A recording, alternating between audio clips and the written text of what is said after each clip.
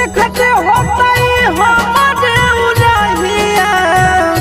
बैठी के पिपरा के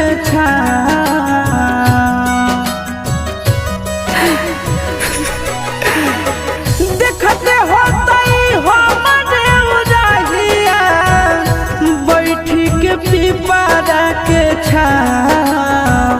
रुक रुक रुक अरे टरेनिया रुक रुक